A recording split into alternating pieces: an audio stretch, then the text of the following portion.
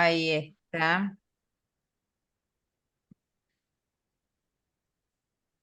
Perfecto.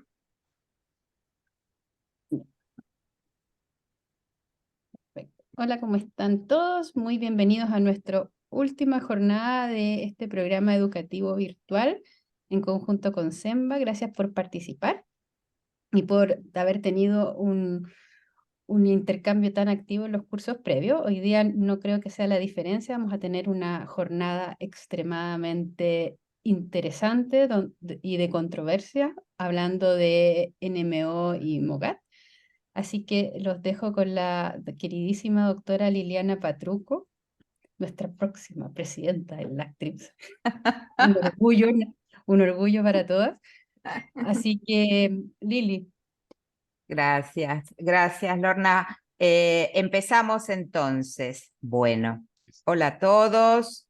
Como ya les dijo Lorna, lo que vamos a plantear son distintas situaciones y casos clínicos en relación con espectro de neuromielitis óptica y enfermedades asociadas a anticuerpos anti-MOG, y de paso vamos a hacer foco en algunos conceptos, en algunos síntomas que son típicos, todo a partir de un caso clínico que sea disparador. Bueno, y vamos a empezar. Y esta es el primer caso que les voy a contar, que es una mujer joven de 26 años en ese momento, sin antecedentes personales ni familiares de relevancia, que la conocemos a ella en marzo del año 2016. Y cuando la conocemos y la ingresamos al hospital, ella se quejaba de prurito, una sensación urente, disestesias e hipoestesias en cuero cabelludo, en la región periauricular derecha, y después eso se extendía hacia la región cervical y el miembro superior de ese mismo lado, y agregaba episodios paroxísticos de aumento del tono muscular en ese miembro superior derecho. Tenía además parestesias en ambas manos, había tenesmo y constipación. De manera tal que teníamos con nosotros una mujer joven de 26 años con un síndrome medular, por los síntomas que nos estaba contando y además por lo que le encontramos en el examen físico. Ella tenía una fuerza muscular segmentaria en el miembro superior derecho que iba entre 2 y 3 en 5. El mayor compromiso de la fuerza era a nivel distal, sobre todo en las pinzas. Había una hiperreflexia generalizada, un Hoffman del lado derecho, una respuesta plantar anormal, era extensora bilateral, tenía disestesias dolorosas en el miembro superior derecho, esa sensación urente que ella describía, y una hipopalestesia braquial derecha con un nivel C2. Entonces, como estábamos planteando un síndrome medular por el nivel sensitivo y por los hallazgos, nos hacía pensar que la topografía medular tenía que ser alta a nivel cervical, tomamos una resonancia cervical en donde, y esta es una secuencia sagital en T2, donde vemos esta hiperintensidad que prácticamente inicia a nivel de la unión bulbomedular y que compromete los segmentos C1, C2, y acá la seguimos C3 y parte de C4. No deformaba groseramente la médula. Acá lo veíamos en los cortes axiales, es una lesión que comprometía una amplia superficie de la médula con zonas que eran mucho más hiperintensas, que es lo que se les llama como las bright spot o las manchas brillantes, y que cuando le agregábamos el contraste tenía una captación, no era una captación nodular ni en forma de anillo cerrado, sino que era una captación más bien desprolija, por llamarlo de alguna manera. Entonces, llegados a este punto, ¿no? Y con las características que tenía y nos estaba contando esta paciente, ustedes dicen que ya podríamos considerar, por ejemplo, que se trata de un espectro de neuromielitis óptica. Algunos pensarán que sí, otros pensarán que no, otros pensarán que faltan estudios. ¿Y a ustedes qué les parece? ¿Que ya estamos o que todavía nos falta alguna cosita? Opinen todo lo que quieran, siéntanse libres, absolutamente.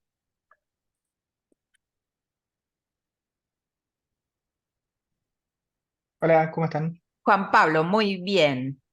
¿Vos qué Pablo, opinás? es nuestro ídolo de la interacción, Juan Pablo. Qué Sí, hay No, que bueno, vieron partir. cómo está de entusiasmado, Lili. qué bueno.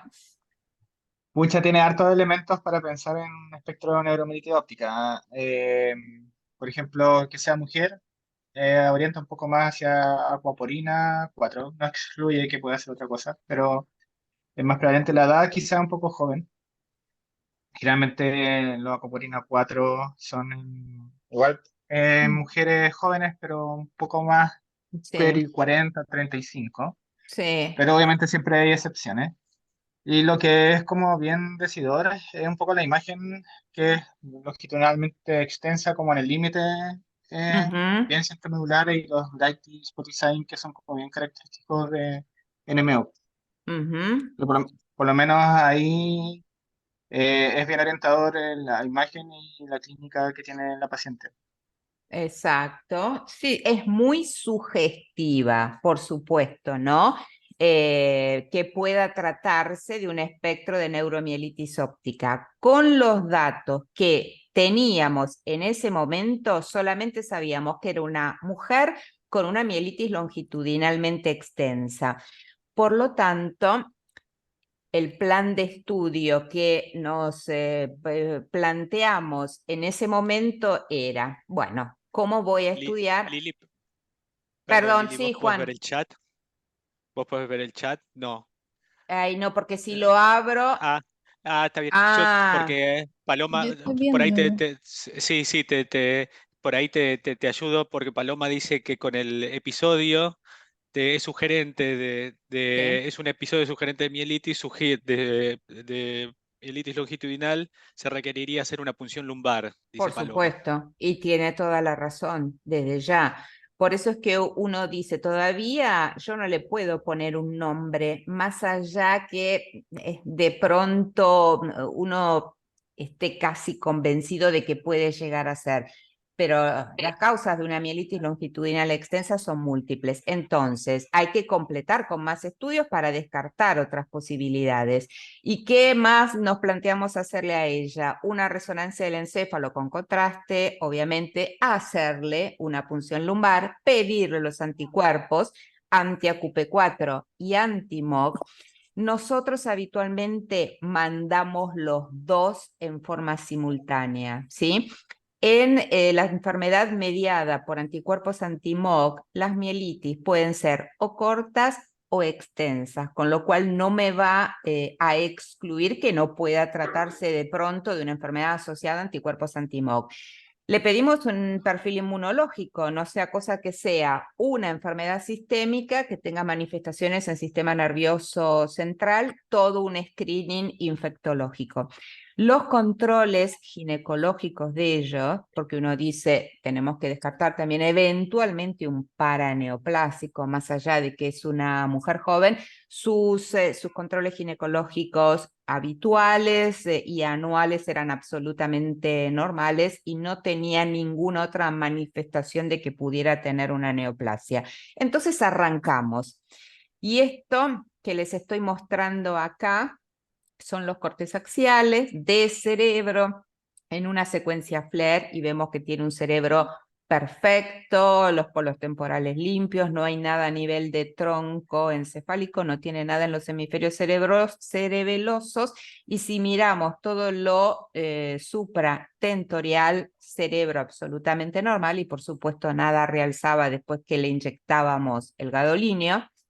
Le hicimos un laboratorio, lo básico estaba normal, descartar por supuesto siempre HIV, BDRL, todo lo que tiene que ver con enfermedades inmunológicas también fue descartado. Y dentro de los análisis del laboratorio hicimos la punción lumbar, en donde ustedes ven que tanto la glucorraquia cuanto las proteínas estaban dentro de parámetros normales, tenía 5 células, si hicimos cultivos que fueron negativos, y las bandas oligoclonales, que además las pedimos y por eso electroenfoque, eran patrón tipo 1. Hasta ahora todavía no podíamos ponerle ningún nombre, salvo que habíamos descartado distintas posibilidades diagnósticas hasta que nos llegan los resultados y los anticuerpos anti-AQP4 por células transfectadas, porque ustedes recuerden que es importante utilizar siempre la mejor técnica, dieron positivos. Con lo cual yo sé que esta técnica tiene una alta sensibilidad y una alta especificidad, ¿sí? A diferencia de lo que ocurre con otras técnicas como la inmunoelectrofluorescencia indirecta o IFI, que si bien es muy sensible, es poco específica también. Entonces siempre asegúrense de tener la mejor técnica, porque eso va a modificar mi conducta terapéutica, presencia o ausencia de anticuerpos. En un caso podré tratar, en el otro caso, por el momento está bastante discutido qué hacer con esos pacientes que son seronegativos. Por lo tanto, el diagnóstico final al que llegamos es que se trataba de espectro de neuromielitis óptica AQP4 positivo. Y es importante que nos acordemos un poquito de la última actualización de estos criterios diagnósticos que se hizo por un grupo de expertos en el año 2015, en donde simplifica bastante la clasificación de estas entidades, porque me las dividen en dos grandes grupos, aquellos donde los anticuerpos son positivos y aquellos donde los anticuerpos son negativos.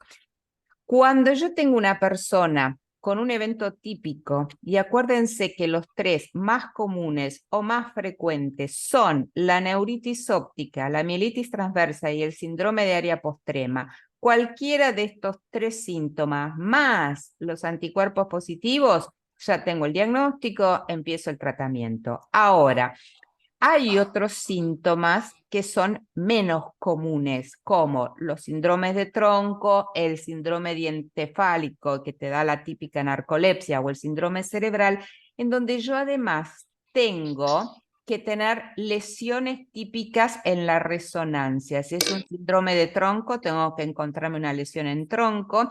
Si es un síndrome diencefálico, la lesión típica, o si es un síndrome cerebral, estas habitualmente son las lesiones que suelen verse en los síndromes cerebrales. En estos pacientes con estos síntomas, donde yo tengo las lesiones típicas en la resonancia, si los anticuerpos son positivos, listo, tiene el diagnóstico, empiezo a tratarlo, ¿sí? Ahora, perdón, una pregunta.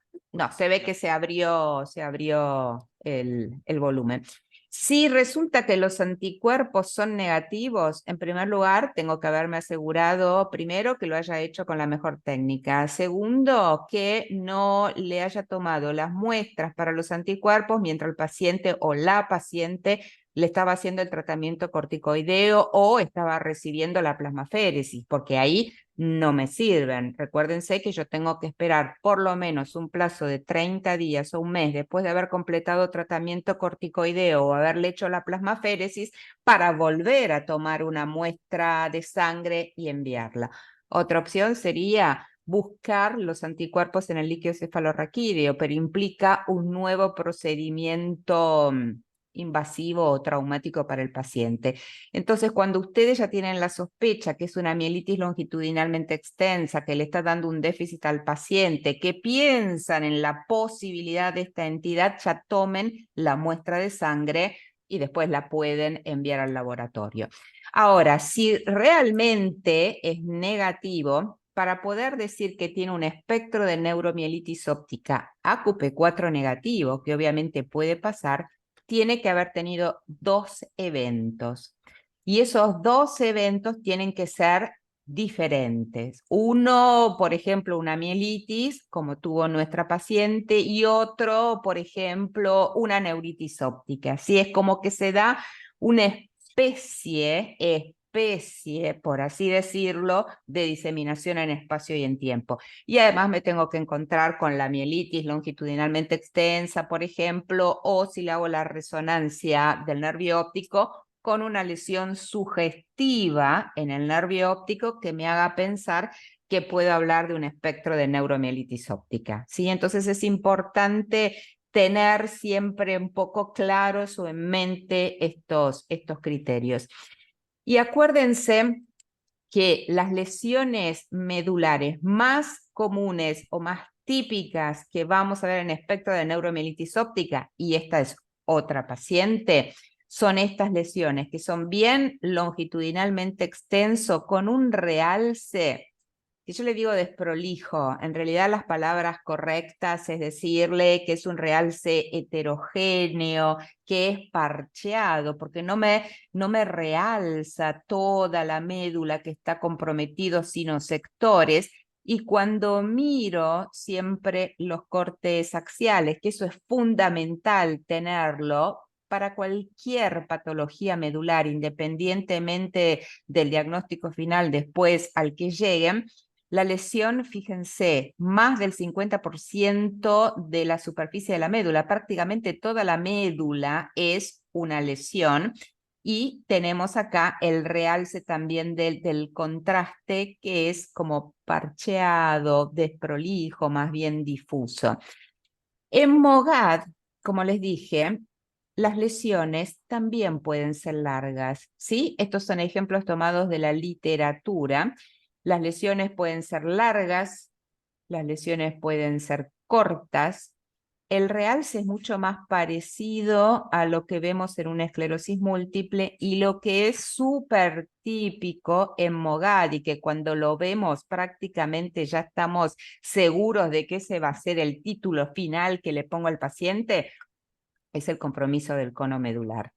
Eso es casi patognomónico de una enfermedad mediada por anticuerpos anti-MOG asociada. Lo otro interesante de las lesiones medulares en MOGAD, yo les dije antes que las lesiones podían ser longitudinalmente extensas, y si ustedes se fijan, es como que están ubicadas en la parte central de la médula, ¿sí? Y cuando yo miro los cortes que son axiales, el compromiso es de la sustancia gris. Y me da esta otra imagen que también es patognomónica de MOGAD y que es el signo de la H, porque lo que está comprometido es toda la sustancia gris. Entonces me toma hasta anterior, hasta posterior de la médula y la región del istmo. Por eso es que me da este signo, que es el signo de la H, que cuando ustedes lo ven en un paciente con un síndrome medular y que de pronto tenía esta lesión longitudinalmente extensa y me veo este hallazgo, y tienen que elegir entre anticuerpos AQP4 o anti-MOG, porque no pueden pedir los dos por el motivo que fuere, pidan los anti-MOG, porque lo más probable es que eso les ayude a confirmar el diagnóstico. Y hay otra cosa que es interesante, porque lesiones medulares dentro de las enfermedades que englobamos como desmielinizantes los tenemos obviamente en la esclerosis múltiple, que es la más común de todas y sobre todo en alguien joven, y en el espectro de neuromielitis óptica AQP4 positivo y también en el MOGAD.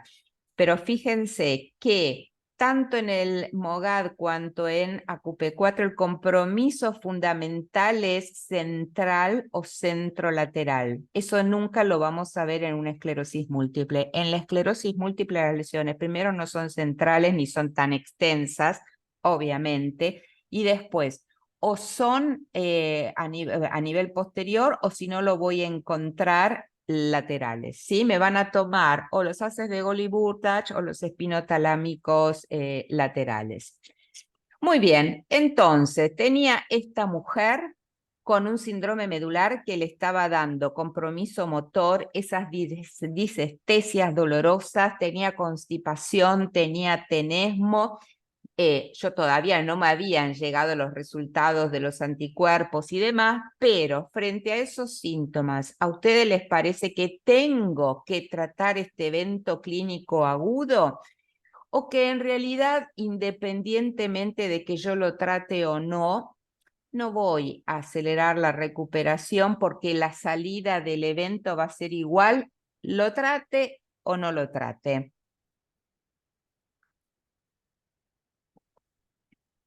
¿Qué opinan ustedes? Eh, Vos no podés hablar, Lorna, porque vos ya No. sabés la Sos especialista. respuesta. Por Sí, eso, entonces Lorna especialista. tiene la Pero palabra primero. quiero saber la opinión de la Erika, Ah, si muy está bien. ahí, porque vimos un paciente similar la vez anterior Ah, y ya están todos contestando. La Isidora, que también vimos un paciente similar, dice que debe tratarse. Felipe Maragaño Sí, también. tratarse, Ahí está sí, la Erika, la Tami siempre a también. tratar. Qué fan. orgullo, me siento feliz. Pero por supuesto, sí, excelente, esa es la respuesta, ¿sí?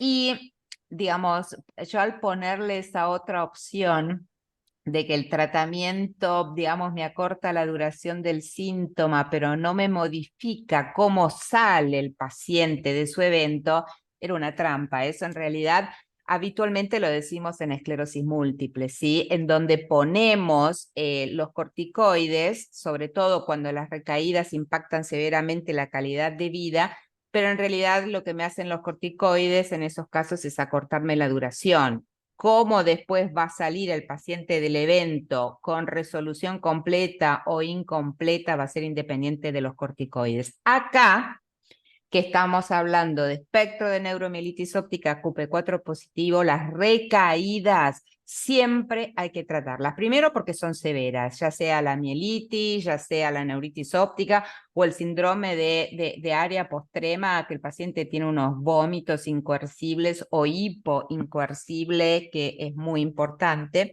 Porque acuérdense que en las enfermedades del espectro de la neuromielitis óptica, toda la discapacidad que tiene el paciente siempre va a estar asociada a la recaída. Entre recaída y recaída en líneas generales no hay progresión, si no es que hay una recaída, otra recaída y eventualmente puede haber progresión en el medio, como solemos ver en esclerosis múltiple. Acá tenemos recaída, le queda un déficit, más, menos o nada. Otra recaída y acumula más déficit. Otra recaída y acumula más déficit. No hay progresión entre los eventos y acuérdense que con el tratamiento tenemos que ser súper veloces, ¿sí? Porque vemos como en cada uno de los eventos, esto es agudo y lo que queda residual. El siguiente evento aumenta el déficit residual y así sucesivamente. Y fíjense, y esto es hablando de plasmaféresis, cómo el mayor impacto en la recuperación del paciente lo tengo cuando la plasmaféresis la inicio el día que llegó el paciente con los síntomas. Cuando yo ya me alejo más allá de los 2 o 5 días, la posibilidad de mejorar a ese paciente me cae en un 50%. Y si lo hago a las 3 semanas, olvídense, prácticamente no va a recuperar nada. Uno de los problemas que habitualmente enfrentamos en nuestros lugares de trabajo es que cuando llega el paciente yo no puedo conseguir la plasmaféresis ya, por el motivo que fuera. Entonces lo que van a hacer o lo que se sugiere en esos casos es empiecen con corticoides y con corticoides a altas dosis, 1 gramo endovenoso. Al día siguiente o a las 48 o a las 72 horas le llega la plasmaféresis, se lo agregan al tratamiento corticoideo, porque de hecho la terapia combinada corticoides más plasmaféresis, por los estudios comparativos que se hicieron obviamente, es mucho mejor que corticoides solos o plasmaféresis sola. Entonces, arrancan los corticoides y después le suman la plasmaféresis, ni bien puedan acceder a ellas. Muy bien, todos de acuerdo, traté la recaída, empiezo ahora con esta paciente joven a darle un tratamiento preventivo para evitar recaídas en el futuro. ¿Empiezo ya o Y espero? Liliana, yo te quería preguntar antes de Sí, eso, porque hoy en el contexto de nuestros países, a veces no es tan fácil acceder al test de Aquaporina 4. sí. Y te quería preguntar cómo te manejas por ahí cuando tenés una clínica típica, un hallazgo de razón típica de enfermedad del espectro, o sea, una mielitis longitudinal, un aspecto demográfico típico, vas a la resonancia y te encontrás con esa resonancia típica, esa mielitis longitudinal en la resonancia, y quizás no le puedas hacer y excluís todas otras causas, es Ujú, decir, todas otras posibles causas que le puedan generar, pero no sí, podés hacer eventualmente el test. sí. Eh, ¿Podrías de Lo alguna ideal. manera, sí, Una, sí, digamos, una cosa, te voy a contestar de dos maneras, ¿no? Por lo menos los nuevos tratamientos que han sido aprobados para pacientes con espectro de neuromielitis óptica AQP4 positivos son para aquellos AQP4 positivos y tengo que tener entonces el test hecho para poder utilizarlo, ya sea satralizumab, eculizumab o inebilizumab, dependiendo de cuál tengan disponibles en vuestros países. Porque si no, y hablando de temas de cobertura, no van a conseguir la autorización para tratarlos. Ahora, si de ninguna manera yo puedo acceder, pero tengo una imagen que es muy típica, excluí y estoy absolutamente segura de haber excluido otras patologías, no sería la situación ideal. Me plantearía iniciar un tratamiento porque yo sé que las recaídas son altamente discapacitantes en estos pacientes y por lo menos mi sugerencia es iniciar tratamiento con rituximab. ¿Sí? claro. Un poco iba a ese punto cuando tenés una alta sospecha de que Sí, estás viendo un espectro y de alguna manera lo que haces es no puedes confirmarlo por un tema más técnico que otra cosa. sí, Entonces, sí. es eso de decir, bueno, estoy en presencia de un espectro, tengo Ujú, alta sospecha porque tiene una resonancia típica de espectro, una clínica típica de espectro, no tiene otra enfermedad, ujú. prefiero ir hacia la prevención Sí, desde el lado del tratamiento con una terapia más convencional como esto, exacto, a exacto. dejarla sin una terapia y la posibilidad de otro evento que pueda ser devastador. No, sí, seguro, porque a lo mejor después tiene una neuritis óptica, queda ciega o tiene otra mielitis Claro, y la paciente, no sé, queda parapléjico, tiene una lesión alta, vulvar alta y que incluso eso, digamos, puede, bueno, puede ser riesgo de vida para la paciente, ¿no? claro. Juan, vos cualquier cosa me vas avisando con el tema del chat si yo no Sí, estoy. acá, Muy bien. bueno, acá los chicos un poco van también en esa línea. Paloma interpreta eso, la alta probabilidad, el alto riesgo y el tratamiento preventivo. Perfecto, o eh, sea que todo van un poco ya masivamente tenemos un sí. un consenso, sí, sí, Genial. del tratamiento Bueno, preventivo. me encanta que haya consenso y bueno, sí, justamente. ¿Por qué les muestro esto? Vuelvan al contexto del momento en que estábamos viendo a esta chica, año 2016, ¿sí? Hasta ese momento, todos los tratamientos que utilizábamos, rituximab, azatioprina, micofenolato, tocilizumab, estos son los más comunes. En cuanto a mitoxantrone, metotrexato o ciclofosfamida, no son los más comúnmente utilizados off-label, era lo que hacíamos en estos pacientes.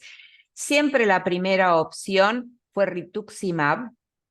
Si bien no hay estudios, digamos, comparativos o cabeza a cabeza con azatioprina, con micofenolato o con tocilizumab, las comparaciones indirectas que se hicieron siempre mostraron que rituximab era superior a los otros, con lo cual uno siempre arrancaba, y eso es lo que hemos hecho siempre nosotros con rituximab, más allá de que empieza a funcionar rápidamente, porque tengan en cuenta que con azatioprina o con micofenolato, hasta cuenta que estos fármacos alcanzan su efecto, pasan por lo menos 6 meses y durante ese lapso yo a azatioprina o a micofenolato lo tengo que acompañar de metilprednisolona, ¿sí? Entonces, rituximab empieza a funcionar rápidamente.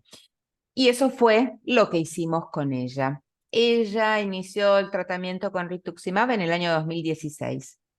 Desde que ella inició el tratamiento, no volvió a tener ninguna exacerbación de su enfermedad de base. La recaída se lo tratamos y se lo tratamos con plasmaféresis porque ella llegó a la noche, hicimos la resonancia, sacamos sangre, pedimos laboratorios y demás, y ya esa noche le pusieron la vía central y al día siguiente empezó con su plasmaféresis y la recuperación fue excelente. Y desde que se lo iniciamos no tuvo ninguna exacerbación de su enfermedad de base. Empezó a presentar algunos efectos serios, ¿no? Por ejemplo, en el año 2020 durante pandemia y después en el año 2022, ella tuvo 2 neumonías. De hecho, en la primera requirió hospitalización y la administración de antibióticos por vía endovenosa. En ambos casos se le hizo una tomografía computada de tórax y mostró que tenía realmente el bloque neumónico que estaba consolidado en los segmentos lingulares del lóbulo superior izquierdo. Y tenía una hipogamaglobulinemia M y tuvo una neutropenia que también requirió internación, y eso también fue en el año 2020 en el contexto de pandemia. Todos efectos adversos, y de hecho la neutropenia no la hizo al poco tiempo de haber iniciado el tratamiento con rituximab, sino que ya llevaba varios años. Pero en ese momento, cuando vi los resultados del laboratorio y vi esta neutropenia e hice una búsqueda en PubMed, hay casos reportados incluso de neutropenia de inicio tardío en pacientes que están tratados con rituximab. Entonces, acá se nos planteó un dilema. La respuesta terapéutica fue excelente. Nunca más una recaída y un examen neurológico normal. Pero tenía la presencia de estos efectos adversos serios, ¿no? 2 neumonías, la hipogamaglobulinemia, este evento de neutropenia. Y entonces, ¿ustedes qué dirían? ¿Sigo con el tratamiento? ¿Seguimos con el tratamiento o cambiamos?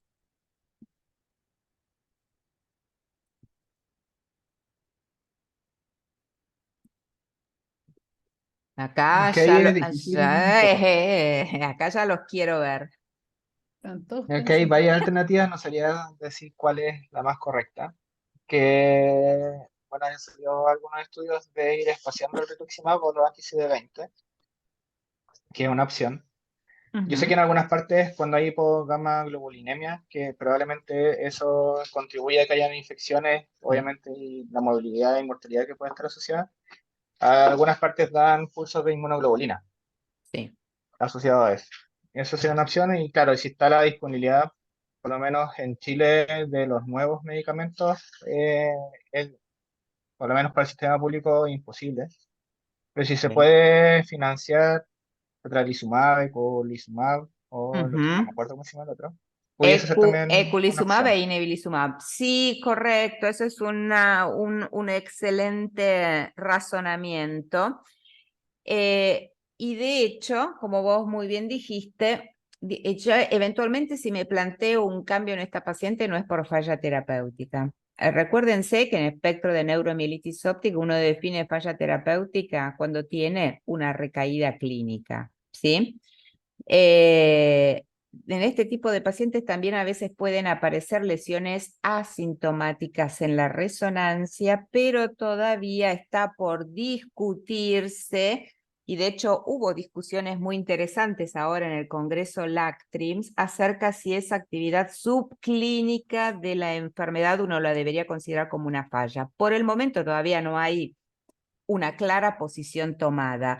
Y por ahora, si hay una recaída, lo que yo le estoy dando a ese paciente, sea lo que sea, no está funcionando y lo tengo que cambiar. Después veré dentro de las opciones disponibles en mi país por el sistema público, privado o como sea, ¿a qué lo voy a cambiar? Pero las nuevas terapias son muchísimo más interesantes que las otras que utilizábamos, donde a diferencia de rituximab, que era como un tratamiento que estaba orientado a un blanco, como las células B, y que es muy similar a inebilizumab, todos los demás son inmunosupresores de amplio espectro que le pegan a todo, básicamente, pero es como que no van a los mecanismos fisiopatológicos involucrados en la enfermedad. Entonces, ahora sí tengo satralizumab, que actúa específicamente sobre la interleuquina 6 y de esta manera lo que hace es evitar la activación de células B, la formación de plasmablastos y de células plasmáticas y la formación de anticuerpos, y no me aumenta la permeabilidad de la barrera hematoencefálica para que estos anticuerpos se metan dentro del sistema nervioso central, o eculizumab, que me bloquea la vía C5 del complemento. O sea que van directamente a blancos que tienen que ver con la fisiopatología de la enfermedad. En Argentina tenemos satralizumab y eculizumab. Eculizumab ya la teníamos desde antes porque se utilizaba para el tratamiento de miastenia refractaria, ¿no? Bueno, y ahora además está la aprobación para espectro de neuromielitis óptica QP4 positivos. Los 3 son para los que tienen los anticuerpos positivos. De hecho, en el estudio de eculizumab solamente se incluyeron pacientes que eran AQP4 positivos. Si no tenían los anticuerpos, no entraban al estudio. En los estudios de Satra y de inebilizumab, la mayoría de los pacientes eran AQP4 positivos, había algunos que eran negativos, pero cuando uno analiza las curvas de Kaplan-Meier veía que la respuesta era muy buena en los AQP4 positivos y no era tan bueno en los negativos. Por eso todavía hay como una gran disquisición acerca de cuál sería la mejor terapia a ofrecer para los pacientes que son AQP4 negativos. En esta paciente en particular iniciamos con satralizumab. Con satralizumab por varios motivos. En primer lugar, porque es subcutáneo, con lo cual ya le quitamos también el hecho de que la paciente tenga que ir a un hospital de día. Ella misma se administra la medicación y porque además ahora ya tiene más de 30 años y empieza a plantearse todo el tema que tiene que ver con la planificación de un embarazo. Y de hecho, satralizumab, esta anti-interleuquina 6, muchas veces se extrapolan los resultados a otros medicamentos similares. Otro anti-interleuquina 6 es tocilizumab, y con tocilizumab uno tiene bastante data a partir de su uso en enfermedades reumatológicas. Y de hecho lo que se vio es que su uso es seguro durante el embarazo y se espera solamente, viendo lo que pasaba con tocilizumab, que haya un poquito más de riesgo de abortos espontáneos, pero no es que se incremente el riesgo de manera significativa y puede haber un poco más de bajo peso al nacer, con lo cual uno puede considerar seguir sosteniendo el uso de satralizumab durante el embarazo. Hasta el momento, no hace tanto tiempo que satralizumab está en Argentina, ella empezó con este tratamiento ahora, en el 2023, a comienzos del año. Efectos adversos no ha tenido, no volvió a repetir infecciones, no hay neutropenia y los niveles de inmunoglobulina se mantienen siempre por encima de los límites normales. Eventos no ha tenido. Tiempo de observación, por supuesto, corto, ¿de acuerdo? Casi ni siquiera todavía un año para enfermedades como estas es muy poco tiempo de observación. En este poco tiempo que lo viene recibiendo, podemos decir que está funcionando de manera adecuada. Veremos más adelante, ¿sí? Lili, ¿cuál es la efectividad comparativa de tocilizumab respecto a rituximab en espectro? Digamos, tanto tocilizumab cuanto rituximab tienen estudios o tienen ensayos clínicos que se hicieron y en el caso de rituximab versus placebo, prácticamente el control de la actividad inflamatoria es del 100% y es un poquito más bajo en el caso de tocilizumab, ¿sí? Ujú. De manera tal que siempre el que sigue siendo más efectivo respecto de las que serían off-label es rituximab. Entonces, si no pueden acceder a ninguna de estas tres que les estoy mostrando acá en la imagen, por el motivo que fueran, usen rituximab, funciona muy bien. Nuestra paciente tuvo estos efectos adversos y por eso uno lo trae como ejemplo o como caso clínico para ampliar un poco la discusión. Pero tenemos muchísimos pacientes tratados con rituximab cuya tolerancia es muy buena y en donde no hemos visto estos efectos adversos, ¿de acuerdo? Y comparativamente con los otros, más allá de que ahora tiene su propio ensayo clínico, rituximab, el control de la actividad de la enfermedad es excelente, ¿sí? Ujú. Sí. Y de hecho, y esto lo traigo a colación por algo que decía Juan Pablo, uno también en algunos casos puede, si bien siempre la recomendación es que las infusiones se hagan cada 6 meses, a veces uno lo puede tomando el monitoreo de CD19 y CD20, cuando los niveles o los porcentajes de estas poblaciones celulares se mantienen por debajo de 0,1, puede como extender la infusión a 9 meses, ¿sí? Hay muchas veces también como que, y pasa también en Argentina, y tal vez pase en vuestro país, que a veces las entregas de los distintos fármacos en tiempo y forma no es la óptima, ¿no? Lo ideal sería que la infusión se hiciera cada 6 meses porque generalmente ya a partir del 6º mes se empiezan a picar niveles de CD19 y CD20, pero a veces uno utilizando ese control puede posponer las infusiones. Bueno, ¿quedó alguna duda, algún comentario, alguna sugerencia, algo en relación a este caso? Muy bien. Lili, sí, Entonces, yo tengo una sí, duda que es respecto a que siempre tenemos la duda de, está bien, esta chica tenía relativamente poco tiempo de uso, pero si en sí, algún momento, si hubiese tenido más tiempo inactiva, si se hubiese podido interrumpir el tratamiento, ¿no? Si hubiese planteado interrumpir el tratamiento, si hubiese mm, llevado 7, 8 años inactiva y te hubieses sí. encontrado con esos efectos, ¿te hubieses planteado eventualmente sacarle el tratamiento? No, de ninguna manera. Si hubiera llevado 7 años, fantástica, y hubiera tenido esos efectos adversos, nunca me voy a plantear suspenderle el tratamiento porque la enfermedad nuevamente se activa. Me voy a plantear también en ese caso cambiar el tratamiento, como hicimos con Claro. esta chica. Hasta el momento, ustedes vieron que hay una discusión en esclerosis múltiple de si en algún momento uno puede pensar en suspender los tratamientos. Hay estudios en cursos, los resultados de algunos de ellos no son para nada concluyentes. Mi postura personal, pero esto es personal, de manera que tómenlo con pinzas porque es simplemente mi opinión, es que el tratamiento debería continuárselo también a los pacientes con esclerosis múltiple. Bueno, ese es un tema que todavía estamos discutiendo.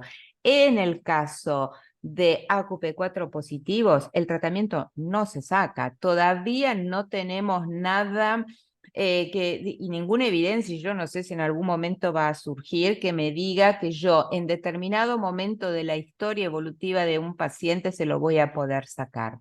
Por supuesto, después uno hace planteos, ¿no? El día que esta chica, no sé, tenga 70 años, ¿qué hago? ¿Le sigo dando rituximab? Seguramente para esa época ya tendremos algunas otras opciones que sean diferentes y demás, pero por ahora el concepto es sigan con el tratamiento, porque si ustedes se lo suspenden, reaparecen las recaídas y ustedes saben que las recaídas son extremadamente severas.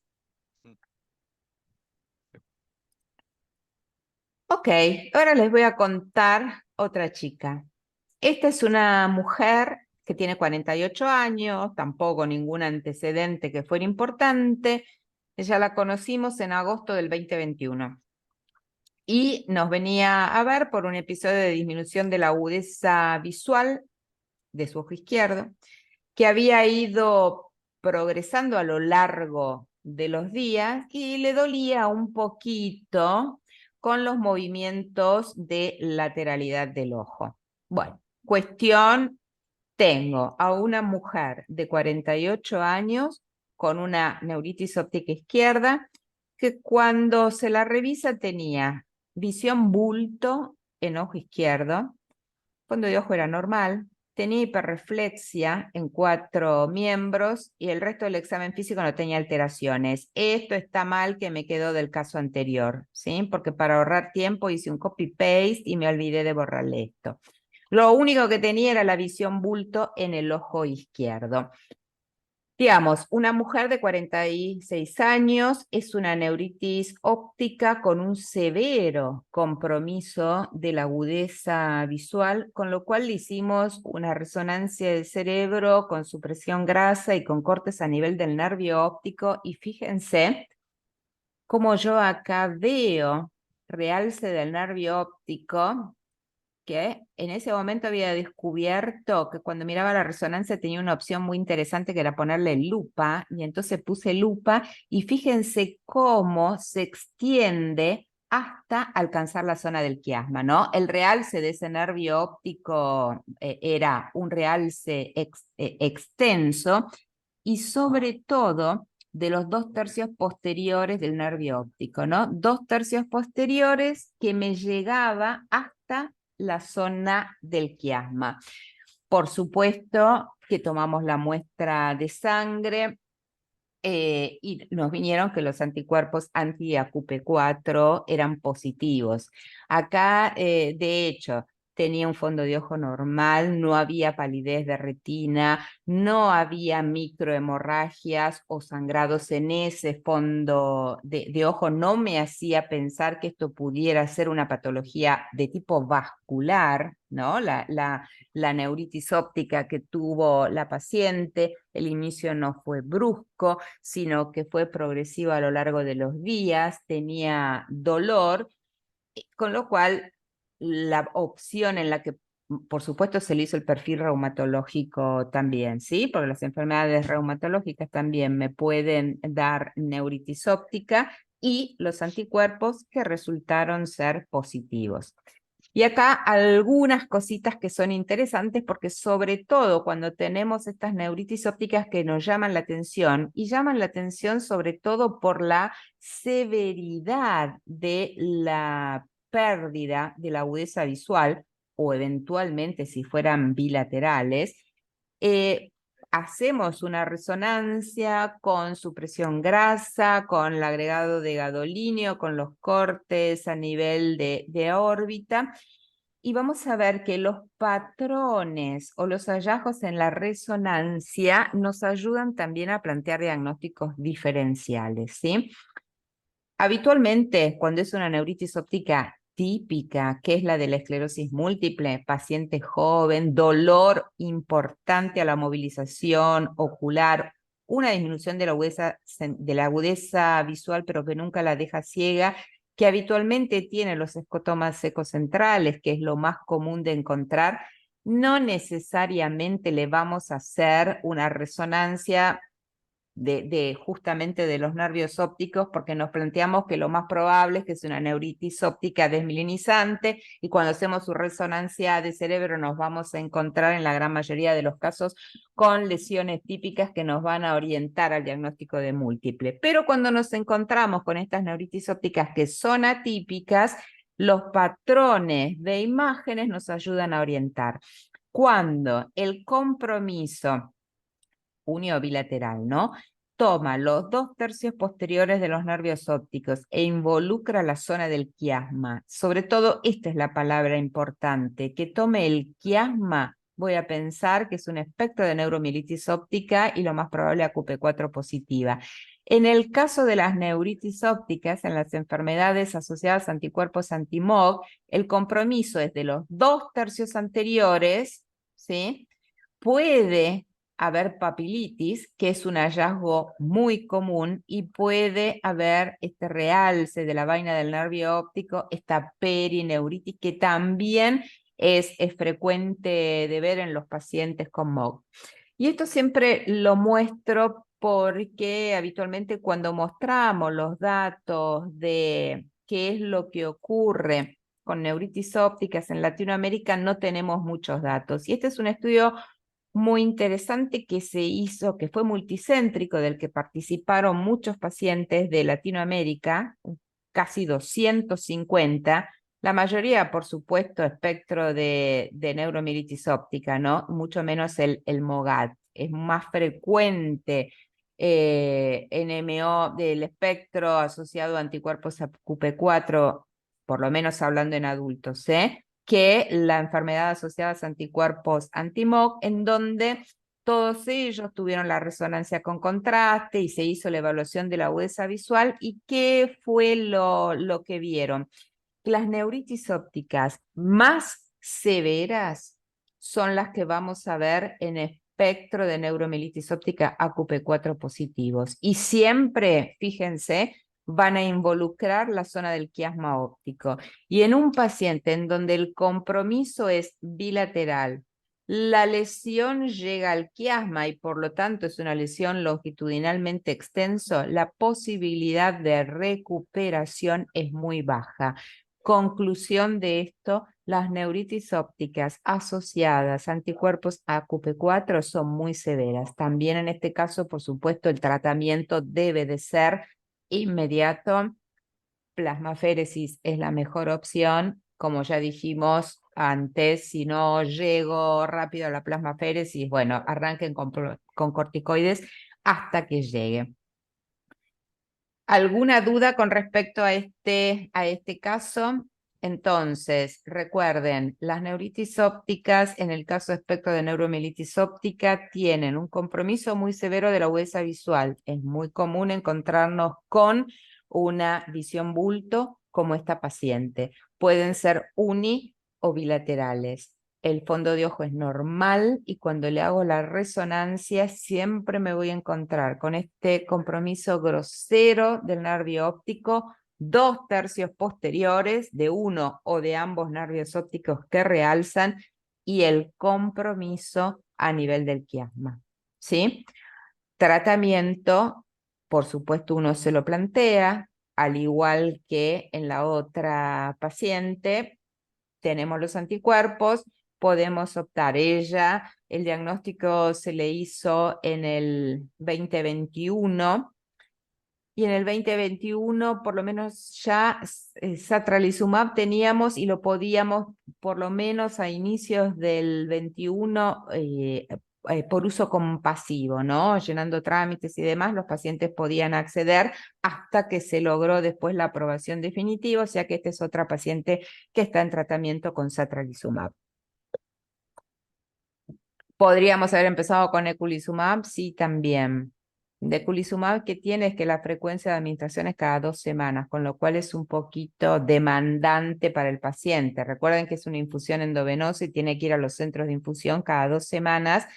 A veces es como que altera un poquito la calidad de vida de los pacientes, en el sentido en que interrumpe mucho sus actividades de la vida diaria. Satralizumab, más allá de la primera dosis que se lo da enfrente al médico para controlar la respuesta, nada, o por lo menos yo lo hago así, el paciente se maneja en forma independiente. ¿Dudas, preguntas? Ok, parece que estamos todos de acuerdo. Y les cuento otro caso, otra neuritis óptica también acá. Acá es una chica joven, 28 años, y que a diferencia de la paciente anterior, el compromiso que hizo fue bilateral y simultáneo. También un compromiso muy severo o marcado de su agudeza visual. Ella también tenía visión bulto y tenía papilitis en el fondo de ojo.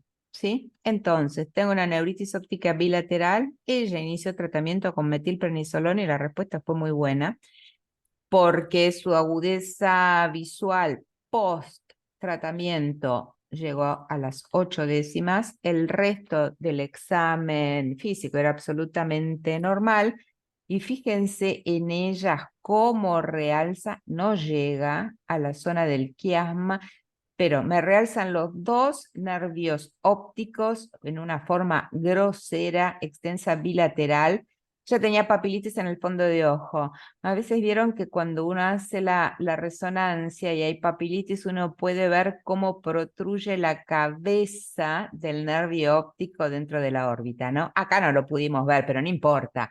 Ya sabíamos que tenía papilitis porque le hicimos el examen, el fondo de ojo, y se lo vimos. No necesitamos la resonancia para eso. El resto del cerebro en esta chica era normal y la médula, le hicimos médula cervical, dorsal y llegando a la zona del cono, también era absolutamente normal. Y entonces acá, ¿qué es lo que tengo hasta ahora? Neuritis óptica bilateral. ¿Qué le hago? ¿Le hago una punción lumbar? ¿Le pido los anticuerpos? ¿Le hago una CT? ¿Le hago todos o le hago alguno de estos estudios?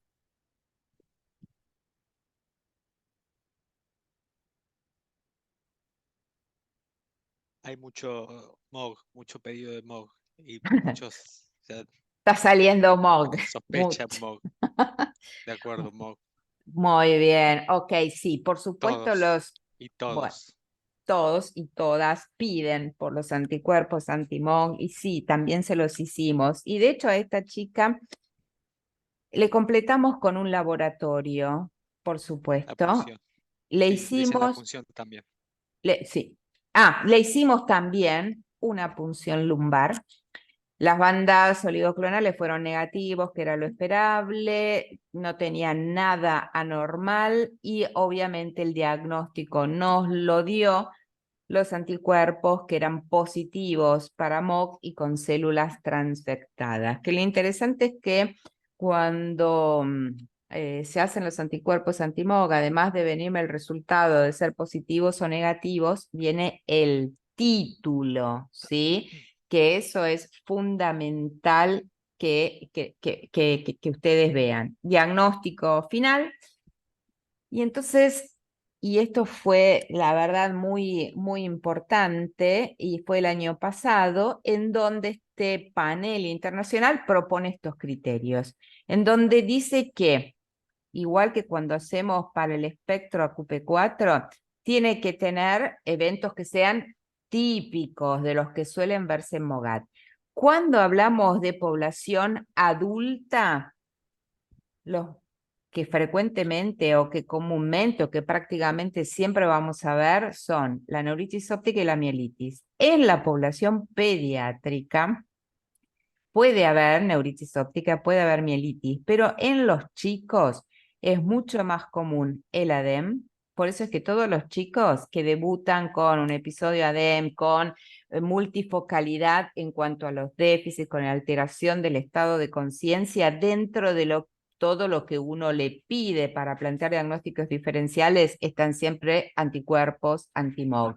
También en los chicos es muy común que haya manifestaciones o síndromes cerebrales o de tronco encefálico y también lo que es la encefalitis cortical que se acompaña de crisis. En los chicos, estos 4 últimos son los más comunes.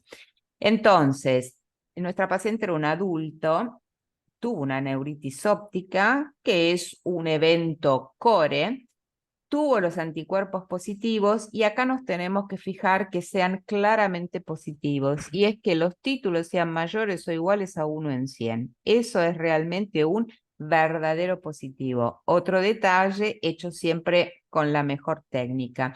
Después tenemos que tener imágenes de resonancia que nos apoyen esta sospecha diagnóstica.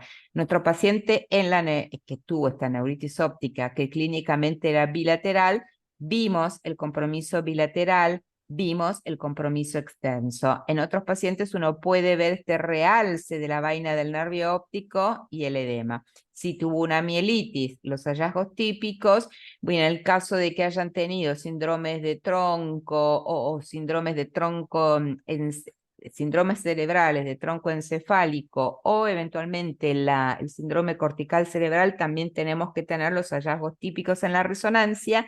Y a pesar de que aparece acá abajo y que puede pasar desapercibido, esto siempre es fundamental, ¿no? No se tiren de cabeza pensando que esa es la única posibilidad diagnóstica. Uno siempre discute un abanico de posibilidades, más allá de que claramente se incline, lo más probable es que tenga esto, pero plantear otras causas de compromiso del nervio óptico bilateral. Y acá les muestro, porque yo les decía que el compromiso o el realce, fíjense que siempre es bilateral, que es extenso. Puede haber el realce externo de la vaina del nervio óptico y a veces incluso el tejido perióptico puede tomar el contraste así en forma heterogénea y difusa cuando hacemos los cortes a nivel coronal. Esto es normal. Y acá vemos como que toda la grasa que me está rodeando el nervio óptico también toma contraste. Acá este es un ejemplo de papilitis, ¿sí? Ven cómo la cabecita del nervio óptico se me mete dentro de la cavidad orbitaria y una vez que, bueno, ahí Lili, está, por ahí, sí, antes de perdón, entrar en el algoritmo terapéutico, muy bien, me dos voy para consultas. atrás. Sí, te quería hacer una surgida del rol que puede llegar a tener la OCT, Sí. no sé, en el diagnóstico diferencial o en el tema del pronóstico. Y la otra, si querés, te escucho ahí y después te hago la segunda, me parece también interesante Ok, que surge perfecto. acá del chat. En cuanto a la OCT, lo que me va a mostrar básicamente es el grado de pérdida de la capa de fibras nerviosas de la retina. Siempre, y de hecho hay una clara diferencia cuando uno lo hace o hace un OCT en esclerosis múltiple, en las AQP4 y en MOGAD, donde hay una mayor pérdida de capas de fibras nerviosas va a ser en los enfermos que son AQP4 positivos, ¿sí? Que me habla del severo compromiso que tiene ese nervio óptico. Y me sirven sobre todo para diferenciar una neuritis óptica de esclerosis múltiple de una neuritis óptica AQP4. En esos casos, la OCT contribuye al diagnóstico diferencial, más allá de que ya nosotros desde el punto de vista clínico nos vamos a plantear obviamente la diferencia. Y en cuanto a pronóstico, lo que me va a decir es que esta lesión ha sido extensa, severa y por tanto la recuperación del paciente va a ser pobre. Más allá de estas utilidades y que son muy interesantes y que por supuesto se sigue trabajando en OCT, si ustedes no pueden acceder a OCT por la razón que fuera, no pasa absolutamente nada, ¿de acuerdo? Ustedes tuvieron la clínica del paciente, le pudieron hacer la resonancia que es importante, le hicieron los anticuerpos y les confirmó el diagnóstico, ¿de acuerdo? Con eso ya estamos. Si no pueden hacer los CT no pasa absolutamente nada. Perfecto. No, ya está. El otro Ok. punto ya fue respondido. Y con respecto al tratamiento, ok, en el caso de MOGAD, vieron que cuando hablábamos de los AQP4 decíamos, primer evento, los anticuerpos son positivos, se trata ya. Bueno, acá no somos tan taxativos. Habitualmente en estos pacientes uno le hizo el pulso de corticoides y después le va a dejar un tapering súper prolongado, ¿sí? Que va desde los 6 hasta prácticamente el año para sacárselos.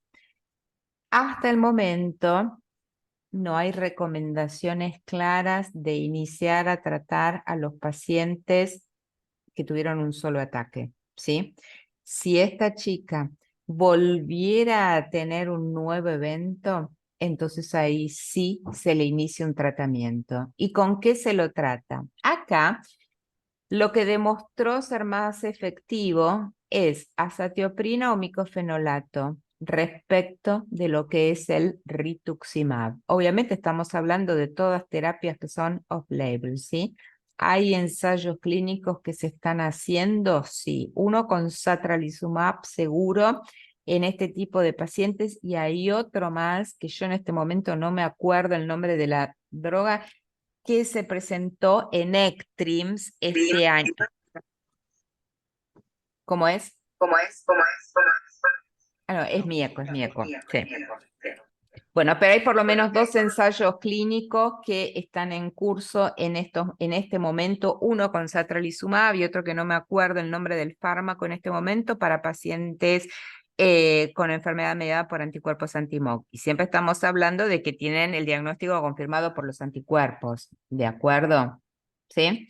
Entonces, el primer evento, corticoides en forma prolongada durante 6 meses a 12 meses, de tener un segundo evento, ahí se plantea ya iniciar un tratamiento. Y acá surge también otra diferencia, y que es que en la QP4 decíamos que el tratamiento es indefinido, ¿sí? No ocurre lo mismo con enfermedad asociada por MOGAD. Hay algunos que sugieren que después de 2 años y sobre todo si los anticuerpos se han negativizado, uno podría suspender el tratamiento y controlar a ese paciente haciéndoles nuevas determinaciones de anticuerpos cada 6 meses y si reaparecen o el paciente vuelve a ser seropositivo, volver a instalarle el tratamiento, ¿sí?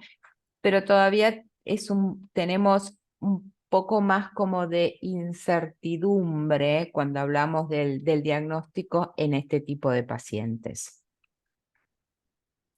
Otra cosa que me olvidaba de decirles es que las infusiones mensuales de inmunoglobulinas también han demostrado ser de utilidad en estos pacientes si queremos ahorrar el uso crónico de corticoides. No estoy hablando de ahorrar en costos porque inmunoglobulinas, ¿no? Cada 4 semanas, bueno, es un poquito complicado poder acceder a ellos, pero si queremos ahorrar corticoides, eso es una buena opción. Si no, micofenolato.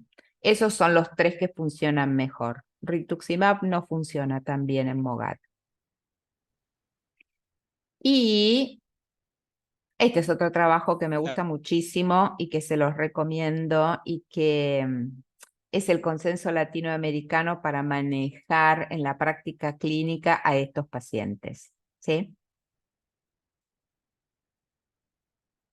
Y ahora me gustaría, voy a dejar de compartir, porque Lorna nos contó que hay un caso clínico que me parece que podemos aprovechar y discutirlo, si todos están de acuerdo, obviamente. Esto me está matando. ¿Y si tienes el caso ahí? Yo mientras por aquí lo tanto tengo. quisiera hacer un comentario, si es posible. Por supuesto. Eh, Nosotros acostumbramos a pensar que en la enfermedad por anticuerpos anti-NMO, la acumulación de discapacidad se produce pura y exclusivamente por las secuelas de las recaídas. Sin embargo, hay cada día más evidencia que esta es una enfermedad también degenerativa, como lo es la esclerosis múltiple, y que paralelamente a la aparición de recaídas, hay un fenómeno degenerativo que se correlaciona con mayor atrofia cerebral, daño cognitivo, que es independiente de las recaídas. Obviamente no es de el tamaño, ese PIRA, digamos, o esa progresión independiente de las recaídas, como en esclerosis múltiple. Pero también ocurre en estas otras enfermedades y por eso el tratamiento también parecería tener un efecto sobre estos parámetros. La otra cosa respecto a ese nuevo fármaco que se está ensayando, creo yo que se llama algo así como roxanolizumab o algo por el estilo. Sí, exactamente, así empieza. Sí, Nololizumab, supongamos. sí, es algo así. Con R es verdad que empieza. Algo de rosa es. Simplemente ese comentario.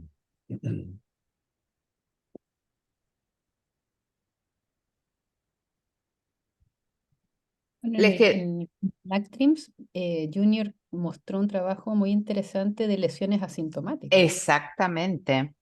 que están empezando a verse cada vez más frecuente y Sí, es algo sí, que tampoco teníamos considerado. Para nosotros era sí, brote igual discapacidad igual lesión y ahora estamos viendo exactamente. que no es así. Entonces probablemente vamos a terminar con una enfermedad mucho más discapacitante, más terrible que esclerosis múltiple, con una progresión Ujú. que vamos a ver enfrentados desde muy precoz y que tenemos que ver cómo lidiamos con eso. Sí, exactamente. Sobre todo porque ahora sabemos que puede haber lesiones asintomáticas, ¿no? Y entonces lo que uno siempre se plantea es, ¿y qué hago? ¿Eso quiere decir que el tratamiento me está fallando, que tengo que cambiar? No pasa nada y bueno, y aparecen, qué sé yo. Pero la verdad es que cuando uno se encuentra con estas lesiones nuevas y asintomáticas, empieza a inquietarse diciendo, me da la impresión que este fármaco que estoy utilizando no es lo suficientemente efectivo, ¿no? Eso va a abrir una muy interesante discusión a futuro. Sí. ¿Tendría algún sentido dosar interleuquina 6 en estos pacientes? Utilidad práctica, digamos. Bueno, eso se evaluó, eso está Sí, evaluado. Eso está evaluado en distintos estudios y hoy, por lo menos desde evaluar la respuesta al tratamiento, evaluar la probabilidad de tener recaídas, no es un parámetro que tenga un rol de predecir recaídas ni tampoco respuesta terapéutica, por lo no, menos desde lo que es el seguimiento. sí, O sea, no sirve por el momento. No, no. no, Lo que como, podría llegar a tener un rol es GFAP, que sí, es como daño astrocitario, si sí, tiene o no una respuesta al tratamiento, pero no el marcador, la citoquina. La citoquina es muy difícil como marcador de seguimiento. Siempre ha pasado eso, el tema del seguimiento de la citoquina es muy difícil como marcador de respuesta, tanto de actividad como inactividad, porque es una vez que ya está elevada, ya pasó, cuando baja también es tardío, siempre tiene eso. Claro. sí. La otra pregunta que uno también se plantea es, viendo la posibilidad de que puedan existir estas lesiones asintomáticas, ¿no? ¿Cada cuánto deberíamos hacer? Porque antes decíamos, en esclerosis múltiple está claro, la primera resonancia a los 6 meses que lo empecé a tratar y las otras cada 12. En estos pacientes también, por lo menos estoy hablando sobre todo de los AQP4 positivos, ¿no? Los controles de resonancia deberían ser anuales también, así como en forma estricta. Eso no, la verdad que No no hay lo un sé. consenso, pero me parece prudente, ¿no? si lo hacemos en esclerosis múltiple, ¿por qué no podemos hacerlo a nuestros pacientes en búsqueda de lesiones No, silentes? porque de hecho, cuando antes planteábamos que en esta enfermedad, bueno, tenía la lesión que le dio el síntoma, ¿no? Pero después era como que uno no esperaba que siguieran agregando lesiones. Entonces, de hecho, los controles yo no los hacía anualmente en la resonancia. Si el examen neurológico no cambiaba, si la paciente o el paciente no había tenido ningún evento, no le veía mucho el sentido hacerle estos controles anuales. Ahora nos enteramos que hay lesiones que son asintomáticas, entonces uno vuelve a replantearse, ¿es necesario hacérselas anual? Pero la otra duda que también se me plantea es que muchas veces, o por lo menos en esclerosis múltiple, uno toma conductas en base a lo que veo en la resonancia. Y acá, ¿tomo conducta porque veo que aparecieron nuevas lesiones o no hago nada? Bueno, no hay criterios de falla, yo creo, basados en lesiones asintomáticas. No, ya lo sé, pero bueno, estoy viendo cambios en la resonancia que me indican que el fenómeno inmunomediado de la enfermedad no está controlado completamente. Entonces, la verdad que genera, bueno, incomodidad, ansiedad o no sé qué llamarlo, encontrarse que le haces la resonancia a tu paciente y aparecieron nuevas lesiones, más allá de que ¿Qué sean asintomáticas. ¿Eh? qué resonancia le pedimos? Cervical, dorsal, completo el neuroeje. Pues son 2 horas de resonador si le pedimos completo para ver si están apareciendo lesiones de Ujú. distintas zonas de la copecuar. Por eso me parece, viste, que es todavía un tema que no termina de estar del todo claro. Todavía nos faltan cosas por aprender, lo cual es Sí, bueno, ¿no? también dependería del tratamiento que está recibiendo el paciente, ¿no? No sé si ese monitoreo, digamos, debería ser más frecuente si el paciente recibe azatioprina y sobre todo al principio, o si recibe monoclonales. Yo creo que eso también podría hacer la diferencia, ¿no? En cuanto a tranquilidad nuestra. Mm. No lo sé, no tengo una respuesta todavía a eso. ¿Y si quieres proyectar por mientras? Porque en el caso que trae la Isidora también está el tema de las inmunoglobulinas, Mm, ya que el grupo de la Mayo, Owen Flanagan siempre dice que ahora están ocupando una salida ultra rápida, de hecho no le dejan tapering de corticoides a los pacientes, les dejan bien. inmunoglobulina mensual con un Ajá, corticoide de los 5 días y claro. listo. Sí, sí, eso Entonces está son bueno, ¿no? Te evitas que se ponga Cushing y todas claro, las alteraciones asociadas al uso crónico de corticoides. claro. Sí. Dale, sí. Ya. Entonces, bueno, vamos a hablar de este caso clínico. Es un hombre de 15 años que inició el año en finales de septiembre del 2022 con un cuadro de dolor en el ojo izquierdo que ya más o menos 10 días de evolución. Ya a eso se le agregó visión borrosa. Ante esto, inicialmente fue al oftalmólogo, donde se hizo un examen físico donde no apareció nada que le llamara la atención, un fondo de ojo normal. A la semana siguiente tuvo una pérdida de disminución de la agudeza visual y se agregó también lo que él refería como visión de puntos negros y nubes en su visión. Por lo tanto, fue un servicio de urgencia con los padres, donde se objetivó que efectivamente tenía, como se dice, un defecto pupilar aferente leve en el ojo izquierdo, que era el ojo afectado, y se veía un edema de papila al fondo de ojo.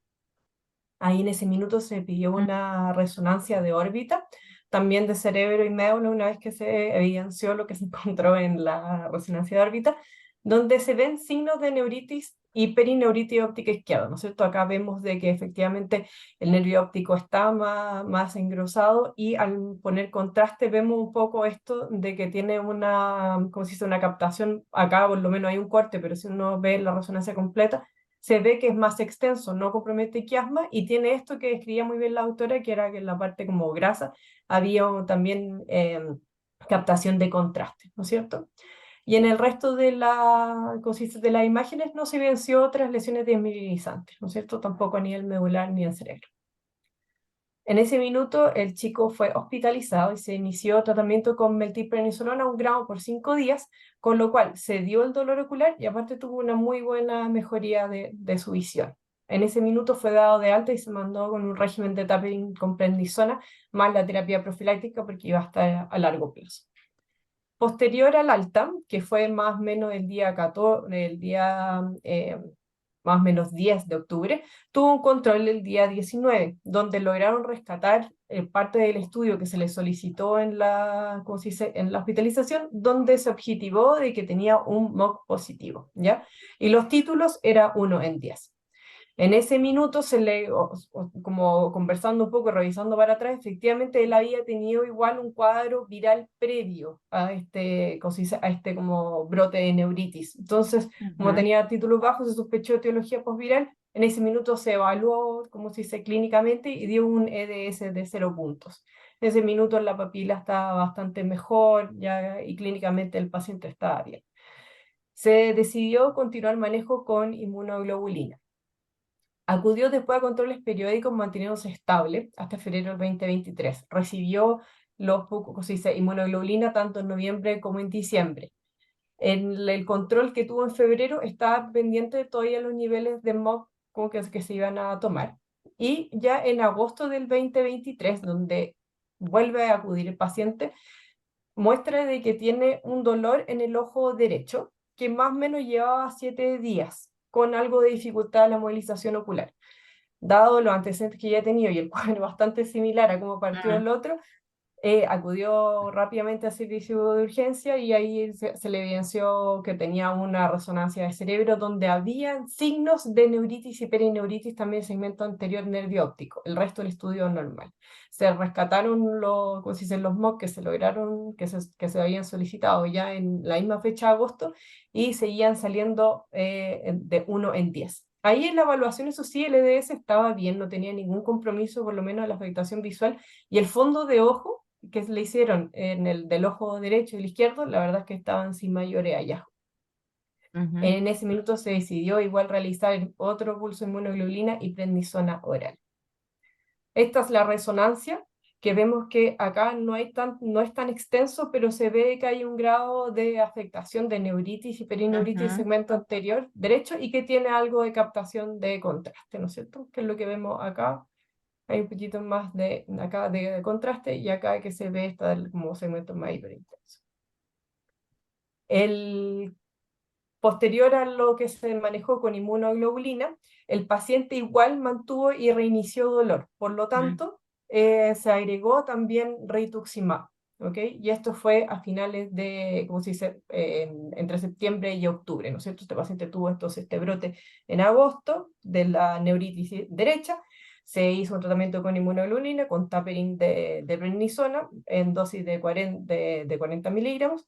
Y como persistió con este dolor, se decidió hacer este manejo de rituximab recibiendo dosis en septiembre y octubre, ¿no es cierto? Y tuvo una muy buena respuesta. Ahí se mantuvo con prednisona oral con un tapering lento que se mantiene actualmente todavía en el tapering. ¿Okay? El control que se hizo en noviembre de este año, hace poco, estaba con aproximadamente 20 miligramos por kilo. En el seguimiento por oftalmología, la verdad es que bien, lo encuentran sin mayores como hallazgos patológicos en la evaluación, solamente que en el fondo de ojo, a nivel del fondo de ojo izquierdo, queda con la papila temporalmente un poco menos rosada, pero aparte de eso tiene bordes netos, todo bien. Entonces, parte de los planes de este chico que se plantearon ahí en el control es solicitar el estudio MOC, pero en vez de hacerlo acá como se dice, en Chile, se va a solicitar a la Clínica Mayo para mayor especificidad, ¿no es cierto? Y la idea sería continuar con tratamiento con rituximab dado la buena respuesta que tuvo. Eso. Así que no sé si quieren hacer Chico más. debutó a los 14 años y los papás estaban atacados con el corticoide. Llevaba un mes de corticoide y empezó con signos de prepuberales precoces. Estaba lleno de acné, de pelo por todos lados. Los papás estaban atacados, son argentinos. Entonces, ahí fue cuando decidimos dejar inmunoglobulina y respondió bastante bien y logró hacer su ciclo y se mantuvo con el MOC, debutó con un MOC 1 en 10, en febrero 1 en 10 y alcanzó a estar desde febrero a agosto sin ningún tratamiento y cuando empezó con este dolor ocular, el MOC seguía 1 en 10. Uno. Y el MOG acá en la alemana y en la católica se hace con células transfectadas fijas, no Fijas, son claro. células vivas. Entonces ahí se dejó corticoide oral por una semana, con lo cual bajó el dolor ocular en agosto y se decidió dejar inmunoglobulina de nuevo.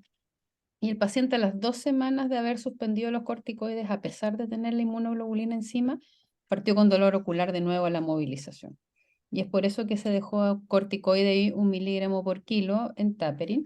Y el caso lo conversamos con Silvia, y ellos son muy amigos de Vladimiro Sinay. Entonces, también preguntaron a Vladimiro y si bien el rituximab no es la mejor opción, como tiene 15 años, había que sacarle los corticoides porque el pobre chico ya estaba Cushing de nuevo, ahora se había puesto Cushing muy rápido, lleno de acné, ya parecía franco adolescente neandertal, así lleno de pelo el pobrecito y un chico muy guapo, los papás atacados. Le quedó claro a la familia que el rituximab era 50 y 50 porque a azatriopina no querían darle pastillas todos los días. De hecho, el corticoide se lo dan en jarabe, no en pastilla. Sí, porque él no se traga las pastillas, ¿no? Entonces, dimos rituximab en octubre, septiembre y octubre, y anduvo bastante bien. Lo toleró perfecto, vamos bajando el corticoide, ya está en menos de 10 miligramos al día. Y la idea es pedirle la mayo con células vivas, una Claro. vez que ya tenga 3 meses de la suspensión del rituximab, del corticoide. Claro, del corticoide. Claro, entonces en él se plantea uno, le dimos el esquema de la inmunoglobulina para cortarlo el corticoide y no nos funcionó. No. Entonces, eh, 2, el tema del título que siempre se mantuvo bajo y está dentro de los rangos de falsos positivos, de hecho. 3, la característica es muy de Mogad, aun cuando el título no se mueva, y que es raro que no se mueva estando en crisis. Y 4, él es una población limítrofe de pediátrico adolescente. Sería una buena opción dejarle, por ejemplo, satralizumab. Mejor que rituximab. Bueno, el satralizumab no tiene cobertura acá en Chile, pero si tuviéramos ese caso, idealmente Pues por satralizumab tiene evidencia desde los 12 años para arriba. claro, tenés evidencia de los 12 años por uno de los ensayos clínicos. El tema que de pronto no tenés la aprobación oficial para enfermedad asociada a anticuerpos anti-MOC porque no terminaron los ensayos clínicos y uno no sabe bueno, como si va a funcionar o no, ¿no? En cuanto a eso. Yo creo que si rituximab le funciona a este chico, hace muy poquitito tiempo, ¿no? Que lo empezó y demás, sería una buena opción continuar con un rituximab. Vamos Yo a te, 50. te voy a dar mi opinión. Con respecto al diagnóstico, hoy incluso tenés dentro de los criterios, el episodio clínico contempla estos pacientes que te entran en este título débil Sí. y los tenés contemplados y qué haces cuando tenés este paciente en el título débil y te vas a la resonancia, te vas a la exclusión y lo tenés, incluso tenés este paciente que te hace el relapse inform. Es decir, no solamente tiene un evento, sino que te vuelve a hacer otro evento y tenés una resonancia que tiene una resonancia con una resonancia bastante característica. La perineuritis es bastante típica del MOG, la clínica es típica, la exclusión de otras causas, o sea que tenés mucho de los avales que hoy los criterios diagnósticos te ponen para hacer el diagnóstico en este paciente que tiene el título débil. Es decir, no el que te hace el 1 en 100 o más de 1 en 100, sino el que está entre 1 entre 10 y 100, y tenés que salir a buscarle los avales para poder hacerle el diagnóstico. O sea que yo no me preocuparía tanto por el diagnóstico. Yo creo que en el diagnóstico no me preocupa tanto, es un MOG. Es un MOG con un título débil, no por el título, sino por todo lo que Por la encontrás clínica. en el aval. La Mm, perineuritis, el relapsing form, las características, dónde está haciendo la neuritis. No es que tenés una lesión en el quiasma posterior, bilateral. No, te está haciendo cosas bastante sí. La características del MOG. papilitis. Exacto, exactamente. O sea, no, desde la clínica, desde los hallazgos de la resonancia, desde el título débil, te estás encontrando con un paciente que Sí. es un MOG. O sea que desde el lado del diagnóstico yo creo que ahí no me preocuparía tanto.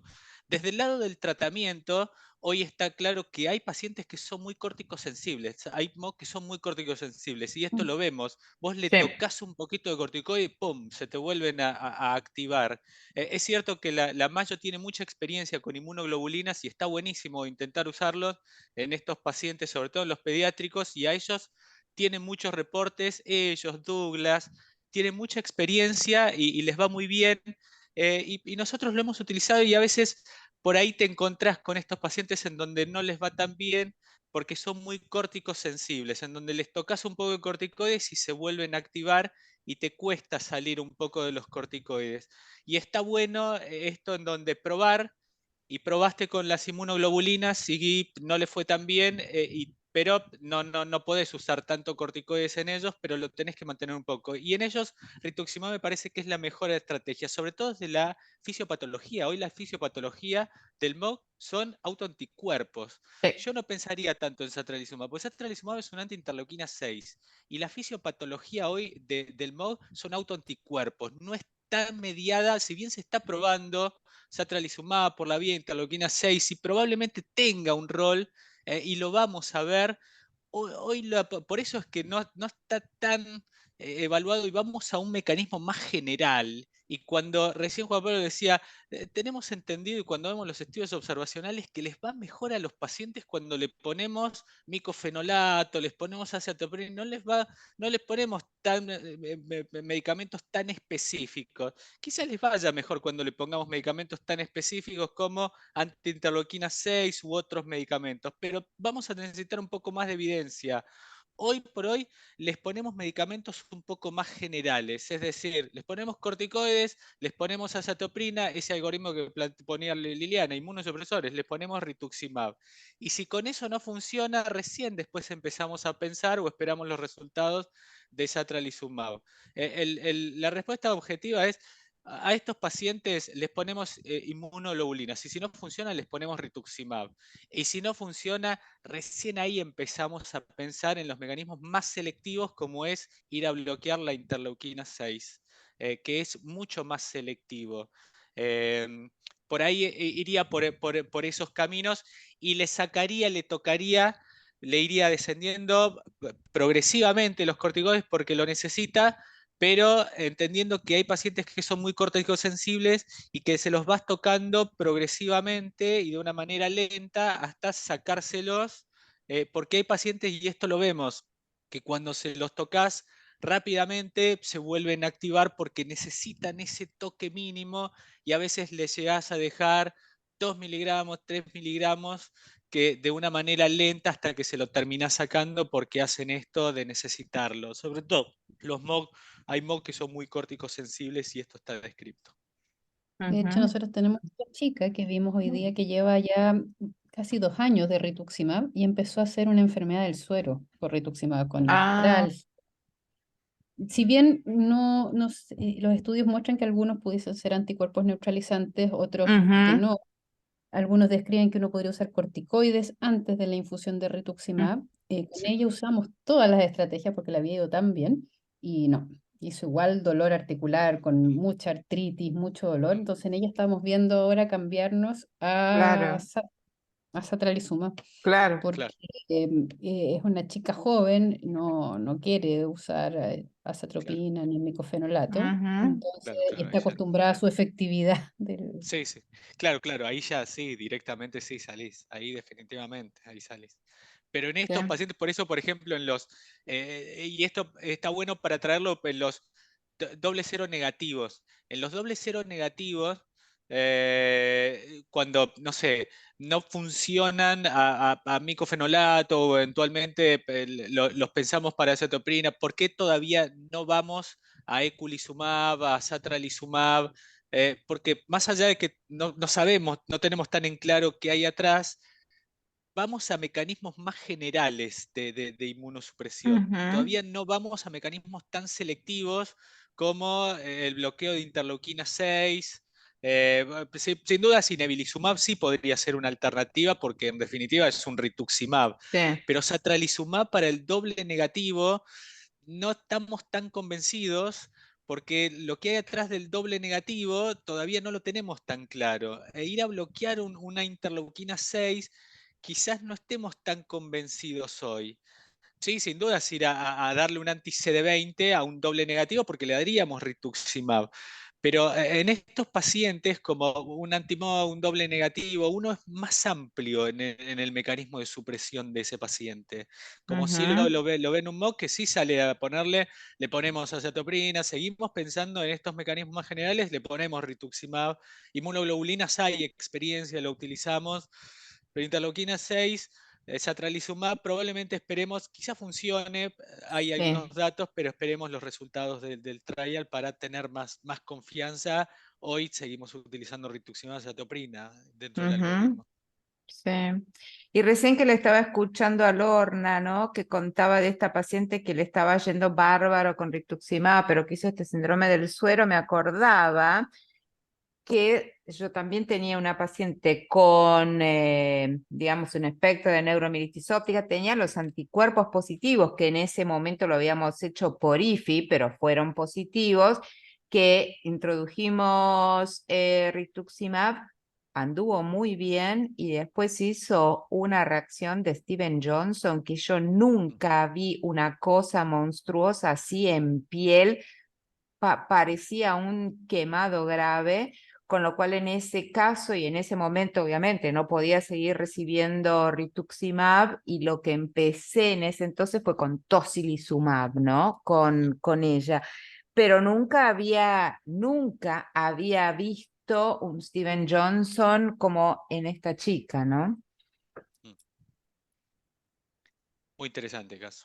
Mm. Muy bueno. Muy interesante.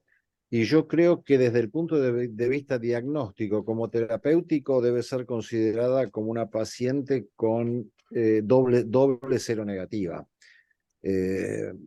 Por eso coincido en parte con lo que acaba de decir Juan. No lo tomaría como MOC. Esperemos que de la clínica Mayo tengas un título más alto, pero si no es así, yo optaría por medicamentos mucho menos específicos que Mm. Satra, Ecu o Inibilizumab, ¿no? De hecho, hoy día vimos un paciente con una lesión en el área postrema, también Sí. 14 años, Ah, mira. aquaporina negativo, MOG negativo, y se recuperó muy bien con corticoides. Es un cuadro de vómito refractario, más Sí. chico, y respondió muy bien a los corticoides, no quedó con nada. Y cuando uno mira maliciosamente la resonancia se ve marcado así, ese reborde de la aquaporina, así que a él sí se lo pedí sí o sí, que se lo midiera en la mayo. Sí. Y le pedí los dos, porque hemos tenido casos que uno de neuritis óptica, por ejemplo, con compromiso quiasmático, que de Sí. hecho Junior en el paper que es MOGA al final por la gran respuesta que tiene el corticoide. Entonces ahí después les voy a comentar qué Perfecto. hacer, porque se los va a tener que hacer a principio de marzo, así cuando tengamos la segunda parte de nuestro Ah, módulo bueno, ahí sí nos tenemos que enterar les contaré de casos de este chico pendientes, obviamente, que eso va a ser con el área interesante. postrema. Perfecto. Claro. Perfecto. Bueno, Lorna, te lo dejo todo a vos para que lo cierres entonces. Bueno, a todos, Lili, Edgardo, Juan, Guille, muchas gracias por este apoyo en este curso que ha sido increíble. Hemos aprendido muchísimo. Maravillosa la interacción. Sí, Esperemos sigamos teniendo muchos más cursos así educativos. Y había adelantado que vamos a tener en marzo la versión siguiente donde vamos a enfocarnos en Smoldering, Nemes, Piras y todos los hot topics que estamos viendo ahora, así que sigan sintonizándonos. Eh, y siempre dejando espacio a casos clínicos, que es una de Exacto. las cosas, Caso. más allá de todos los aspectos teóricos y demás, los casos y la discusión, como nos pasó en todos estos 4 encuentros, fue lo más rico de todo, ¿eh? Exactamente, así que los esperamos a todos en marzo, a fines de febrero vamos a estar enviando el programa y la publicidad. Así que gracias por participar, que tengan una muy linda jornada, felices fiestas de fin de año, un gran Cierto. abrazo y mucho cariño a mis queridos colegas de SEMBA, obviamente a Merck por haber apoyado esta instancia educativa, a Claudia que estaba ahí presente, gracias por la confianza y el apoyo en nosotros siempre. Y a todos ustedes que sin su participación y entusiasmo estos cursos no serían posibles. Así que les agradezco toda la paciencia, el entusiasmo, las ganas de aprender y el compromiso por estar siempre. Ujú. Gracias a Sí. todos. Muchas Gracias, gracias. Lorna, a vos y a todos. Muchas Bueno, Muchas gracias a todos. de nada, Muchas felices fiestas, chicos. Nos vemos en marzo, así que a prepararse con todo, ¿eh? Un abrazo a Felices todos. fiestas y muchas gracias por la paciencia de enseñarnos a todos. Gracias. Un Chao, abrazo. chicos. Hasta la Chao a próxima. todos. Chao, Felicidades. chao, muchas gracias por todo. Gracias.